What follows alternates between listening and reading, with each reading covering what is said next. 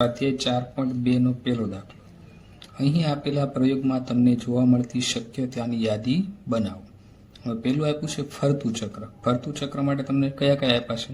A, B, C, D અને A. તો A કેટલી વાર છે? 2 વાર. B, C, D 1 વાર. તો શક્ય પરિણામો કયા કયા બને? A, B, C અને D. એ 2 વાર આપ્યું એટલે એ ના ગણાય. તો શું પરિણામ કેટલા બનશે? A, B, C અને D. તો આપણે શું લખશું? ક્વેશ્ચન 1 નો A. એમાં ફરતું ચક્ર. તો એમાં શું લખશું? ચક્ર ફેરવતા મળતા પરિણામો. બરાબર શું મળશે? A, B, C અને D. એ આપણને 2 વાર આપ્યો છે, એ આપણે ગણવાનો નથી. તો આ થઈ ગયું. હવે બી પ્રશ્ન શું કીધો છે આપણને? એક સાથે 2 સિક્કા ઉછાળતા મળતા પરિણામ. હવે એક સિક્કો હોય તો સિક્કામાં શું હોય? ક્યાં હેડ? હેડ માટે આપણે શું વાપરશું? H વાપરશું. અને હેડ એટલે આપણે શું કહીએ છીએ? ચાપ. બરાબર, આપણે એને ચાપ કહીએ છીએ. હવે કાંટો. કાંટો એટલે શું થશે? ટેલ. ટેલ માટે આપણે શું વાપરશું? T. અને આપણે એને કાંટા કહીએ. તો એક સિક્કો હોય તો આ 2 શક્યતા. હવે આપણે કેટલા સિક્કા કીધા છે? 2 સિક્કા. તો હવે એમાં શક્ય પરિણામો કયા કહી શકીએ? તો પેલું બંને સિક્કા ઉપર હેડ હેડ આવે એટલે કે ચાપ ચાપ આવે. બીજું શું શક્ય બને? બંને સિક્કા ઉપર કાંટ આવે. કાંટ માટે આપણે શું વાપરશું? T. ત્રીજી શક્યતા શું થાય? એક સિક્કા ઉપર ચાપ આવે, બીજા સિક્કા ઉપર કાંટ આવે એટલે હેડ અને ટેલ. ચોથી શક્યતા શું છે? એક સિક્કા ઉપર કાંટ આવે એટલે કે ટેલ આવે અને બીજા ઉપર કાંટ ચાપ આવે.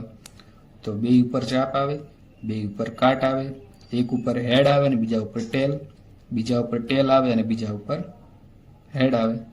એટલે કે બંને ચાપ, બંને કાંટ, ચાપ અને કાંટ અને કાંટ અને ચાપ. ત્યાર પછી બીજો દાખલો શું કીધો છે આપણને? બીજો દાખલો, 5 આને ફેંકવાથી મળતા પરિણામની મદદથી નીચે પૈકીની ઘટના બનવાની શક્યતા દર્શાવો. હવે 5 એટલે શું થાય? એમાં કેટલા નંબર આવે? 1 થી 6 નંબર. તો આપણે શું લખશું? પ્રશ્ન 2, 5 પર આવેલા અંકો. તેમાં કેટલા અંકો આવે? 1 આવે, 2 આવે, 3 આવે, 4 આવે, 5 આવે અને 6. ટોટલ કેટલા અંકો આવે? 6 અંકો. હવે આપને પ્રશ્ન શું પૂછ્યો છે? અવિભાજ્ય સંખ્યા આવે. અવિભાજ્ય સંખ્યા એટલે શું થાય? જેના 2 તે શું હોય? અવયવ હોય. તો પેલું અવિભાજ્ય સંખ્યા. અવિભાજ્ય સંખ્યા. તો અવિભાજ્ય સંખ્યા કઈ કઈ થશે આમાં? તો જેના માત્ર 2 જ અવયવ હોય. તો 2, 3 અને 5. તો શું આવશે? 2, 3 અને 5. રેડી? બીજો પ્રશ્ન શું કીધો છે? અવિભાજ્ય ન હોય તેવી સંખ્યા. હવે અવિભાજ્ય ન હોય તેવી સંખ્યા. હવે અવિભાજ્ય ન હોય તો જે વિભાજ્ય ન હોય, અવિભાજ્ય ન હોય એટલે શું સંખ્યા થશે? વિભાજ્ય. તો એમાં શું આવશે? 1, પછી શું આવશે? 4 અને 6. રેડી? હવે પ્રશ્ન નંબર C શું કીધો છે આપને? 5 કરતા મોટી સંખ્યા. તો હવે 5 કરતા મોટી સંખ્યા. તો 5 કરતા મોટી સંખ્યા આમાં શું થશે? 1, 2, 3, 4, 5 માં માત્ર 6. ત્યાર પછી આપણે પ્રશ્ન શું કીધો છે? 5 કરતા મોટી ન હોય તેવી સંખ્યા. હવે D. એમાં શું લખશું આપણે? 5 કરતા મોટી ન હોય તેવી સંખ્યા. તો 5 કરતા મોટી ન હોય તેવી સંખ્યા એટલે શું થશે? 5 કરતા મોટી ન એટલે 5 અથવા 5 કરતા નાની સંખ્યા. તો એમાં શું આવશે? 1, 2, 3, 4 અને 5. 6 આવશે નહીં, કેમ કે 6 છે એ 5 કરતા મોટી થઈ જાય. દાખલા નંબર 3 સંભાવના શોધો. એમાં પહેલો પ્રશ્ન શું કીધો છે? પ્રશ્ન 1 એની આકૃતિમાં દર્શક કાંટો વૃત્તાંશ ડી પર સ્થિર થાય તે જણાવો. તેની સંભાવના આપણે શોધવા. હવે આપણે જોઈ લઈએ પ્રશ્ન 1 ની આકૃતિ શું હતી? A B C D અને A. તો ટોટલ પરિણામ કેટલા થયા? 1 2 3 4 ને 5. તો આપણે શું લખશું? શક્ય પરિણામની સંખ્યા બરાબર 5. એટલે કુલ પરિણામ કેટલા? શક્ય પરિણામની કુલ સંખ્યા બરાબર 5. હવે આપણને શું કીધું છે? ડી પર વૃત્તાંશ સ્થિર થાય. તો ડી પર વૃત્તાંશ એટલે ડી ની સંખ્યા કેટલી છે?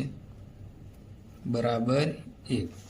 હવે સંભાવના ડી પર સ્થિર થાય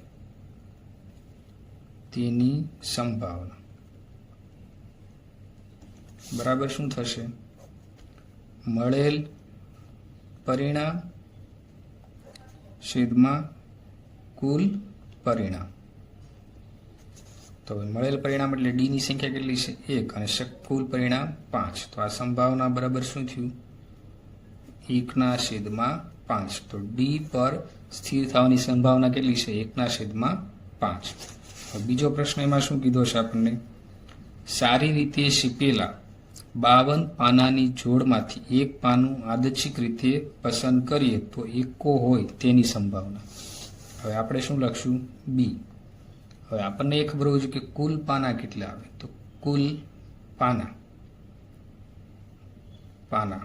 બરાબર કેટલા આવે? 52 પાના આવે ટોટલ. હવે એમાંથી આપણે શું કીધું છે? એકો.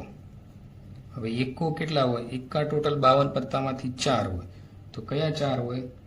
તો એક તો કાળીનો એકો, પછી ફુલ્લીનો એકો, પછી લાલનો એકો અને એક ચોકટનો એકો. રેડી? આ 4 એકા. હવે એકાની સંભાવના બરાબર શું લખશું આપણે? એકાની સંખ્યા છેદમાં શું આવશે? કુલ પાના. હવે એકાની સંખ્યા કેટલી હોય છે? એ આપણને 4, જે આપણે હમણાં મેળવી. અને ટોટલ 52. હવે 52 ને આપણે 13 ગુણ્યા 4 કરીએ કે 13 ચોખ્ખું 52. તો 4 4 વહી ગયા. ઉપર કાંઈ ના હોય તો શું હોય? 1. 1/13. તો આ શેની સંભાવના આવી? એકો મળવાની સંભાવના. એકો મળવાની સંભાવના કેટલી છે? 1/13 છે.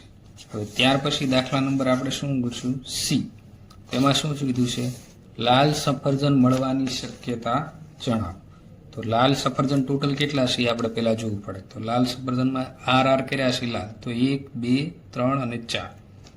તો લાલ સફરજનની સંખ્યા, લાલ સફરજન બરાબર કેટલા છે? આપણી પાસે 4 છે. લાલ સફરજન 4. હવે ટોટલ સફરજન કેટલા છે? તો 1 2 3 4 5 6 અને 7. તો કુલ સફરજન બરાબર શું થશે? 7. હવે લાલ સફરજનની સંભાવના. તો લાલ સફરજન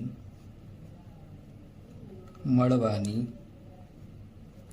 સંભાવના બરાબર લાલ સફરજનની સંખ્યા